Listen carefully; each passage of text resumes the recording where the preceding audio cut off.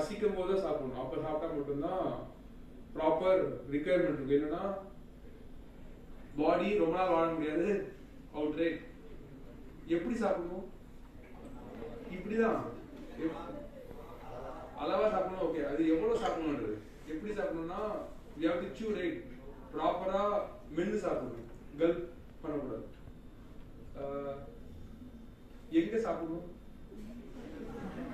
எங்க சாப்பிடணும்னா எந்த ஏரியா சாப்பிடணும்? Dining area. சொல்றது புரியுதுங்களா? So this is the case. எதை சாப்பிடணும்? சாப்பாடு தான் சாப்பிடணும். எந்த சாப்பாடு சாப்பிட்டா ரொம்ப வருஷம் வாழ முடியும்? Healthy foods.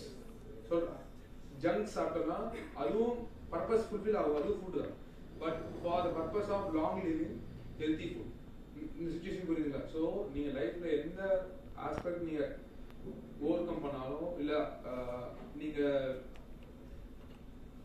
நீங்க அண்டர்கோ பண்ணாலும் இந்த 5 aspects தெரிஞ்சா you will be strong in the learning, right? So I will be trying to do, sorry, my mother tongue is not Tamil, right? So அதனால அடிக்கடிக்கு இங்கிலீஷ் வந்துடும். இந்த கேஸ்ல நம்ம என்ன பண்ண போறோம்னா ஐபிஆர் பொறுத்த வரைக்கும் அந்த why, what, why, when, where, how இந்த 5 aspects-உம் டிஸ்கஸ் பண்ண போறோம், right? And with respect to AI இந்த ஐபிஆர்ல இப்போ கரண்டா என்ன நடந்துட்டு இருக்குன்ற பார்த்து டிஸ்கஸ் பண்ணுவோம். So this is what for the next 1 hour. You got a clarity, right? உங்களுக்கு clarity இருக்கும் என்ன பண்ண போறோம்னு. So now content partல proceed பண்ணலாம். IPR most of the English terms எல்லாமே நீங்க term-ஓட மீனிங் நீங்க ஸ்ப்ளிட் பண்ணிட்டு term-ஓட மீனிங் இன்ட்ரோ பண்ணாவே அந்த மீனிங் வந்துரும். Rights. What is rights? In English we have 3 meaning for rights. Right என்ற ஒரு வார்த்தைக்கு மூணு விதத்துல அர்த்தம் இருக்கும். ஐடியாவுக்கு வந்து இவ்வளவு வேல்யூ இருக்குமா திங்க் பண்ணலாம். ஆனா ஐடியாஸ்க்கு தான் அதிகமான value, not to the products. Product பண்றது என்னன்னா நீங்க ஒரு கமாண்ட் கொடுத்து இப்படிதான் பண்ணணும்னு சொல்லிட்டீங்கன்னா மேனுஃபேக்சர் பண்ணிட்டு போயிடலாம். எதுக்கு பண்ணணும்? அந்த 5 ஆஸ்பெக்ட் சொன்ன பாத்தீங்களா, அந்த ஆஸ்பெக்ட் நீங்க எவால்வ் பண்ண ஆரம்பிச்சீங்கன்னா ஐடியா உங்களுக்கு வர ஆரம்பிச்சிடும், ரைட்? எனி எக்ஸாம்பிள் ஆஃப் நான் ஒரு ப்ராப்ளம் சொல்லிட்டு ஒரு சொல்யூஷன் சொல்லலாம்.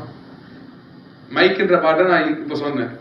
நிறைய பேர் இருக்காங்க அந்த இடத்துல பேசுறது வந்து கத்தி பேசணும், இல்லை நிறைய பேர் அட்ரஸ் பண்ண முடியாது. அதனால ஒருத்தர் வந்து அதை திங்க் பண்ணிட்டு, இல்லைன்னா கம்மியான ஸ்டூடெண்ட்ஸ்னாலும் ஒருத்தங்க வாய்ஸ் ஆடிபிலிட்டி இருக்கணும், மெதுவாக பேசணும் கேட்கணும்னா சம்திங் மைக்ன்ற சிஸ்டம் எடுத்துட்டு வந்திருப்பாங்க. இதே மாதிரி வேற ஏதாவது ஒரு டொமைன்ல நீங்க ஒரு ப்ராப்ளம் ஒரு சொல்யூஷன் சொல்லுங்க. எக்ஸிஸ்டிங் நீங்க புதுசா சொல்ல வேண்டியது இல்லை, எக்ஸிஸ்டிங்ல பார்த்துட்டு அதுக்கு முன்னாடி என்ன ப்ராப்ளம் இருந்திருக்கும்னு சொல்லுங்க.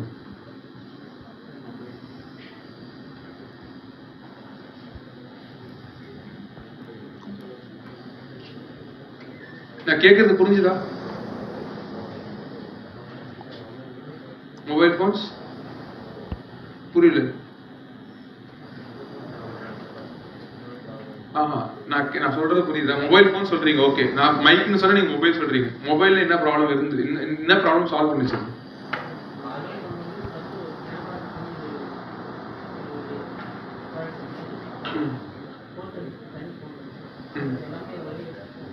Okay, good.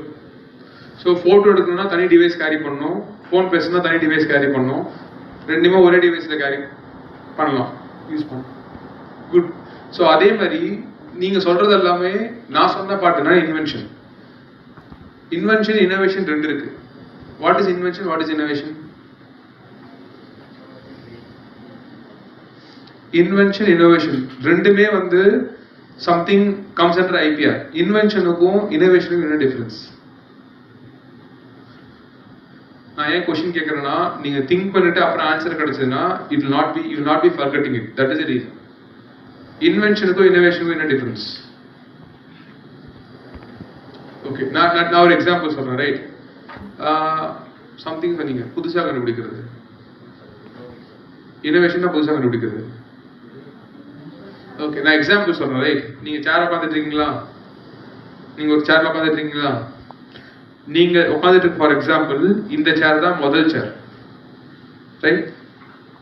This is what invention. This is invention, this is innovation. இப்போ யாராவது சொல்ல முடியுமா எது இன்வென்ஷன் என்னது, எது இன்னோவேஷன் சொல்ல முடியுமா? ஒரு ப்ராப்ளமுக்கு முதல்ல கண்டுபிடிச்சிருக்க சொல்யூஷன் இன்வென்ஷன். அந்த சொல்யூஷன்லயே ப்ராப்ளம் இருந்து அதை மாடிஃபை பண்றது தான் இன்னோவேஷன். மைக்கு முதல்ல ஒருத்தர் கண்டுபிடிச்சிருப்பாரு, வயர் மைக் கண்டுபிடிச்சிருப்பாரு. எப்போ போனாலும் வயரோடய போகணும், டேங்கிள் வயர்லெஸ் மைக். புரியுதா? இந்த சேர் ஒருத்தன் கண்டுபிடிச்சிருப்பாங்க, குஷன் இல்லாமல் இருந்திருக்கும். அந்த சேர்ல யாராலும் ரொம்ப நேரம் உட்கார முடியாது. நீங்க உட்காந்துட்டு இருக்க சேர்லையும் இந்த சேர்லையும் கம்பேர் பண்ணீங்கன்னா, நீங்களே இந்த சேர்லையும் அந்த சேர்லையும் உட்காந்தீங்கன்னா அதுல நீங்க ரொம்ப நேரம் கம்ஃபர்டபுளா உட்கார முடியாது, இதுல ரொம்ப நேரம் கம்ஃபர்டபுளா உட்கார முடியும். அந்த ப்ராப்ளம் சால்வ் பண்றது குஷன். இந்த சேர்ல உட்காந்து எழுதுறது கஷ்டம், நீங்க உட்காந்துட்டு இருக்க சேர்ல எழுதுறது ஈஸி. இந்த சேர் நீங்க உட்காந்துட்டு இருக்க சேர்ல நான் உட்கார முடியும், ஆனா அதே சேர்ல என்னோட குழந்தை உட்கார முடியாது. நான் சொல்றது புரியுதா? ஸோ இந்த சேர்ல என்ன ஆக முடியும், நானும் உட்காரலாம், என்னோட கிட்டும் உட்காரலாம். ஹைட் அட்ஜஸ்ட் பண்ணி கம்மி பண்ணி என் கிட்டும் உட்காரலாம். நான் சொல்றது புரியுதா? இதான் பாரு. ஸோ இந்த மாதிரி இன்வென்ஷன்ன்ற பாட்டப்போ ஒரு ப்ராப்ளம் ஒருத்தங்க சொல்யூஷன் கொடுத்துட்டாங்க,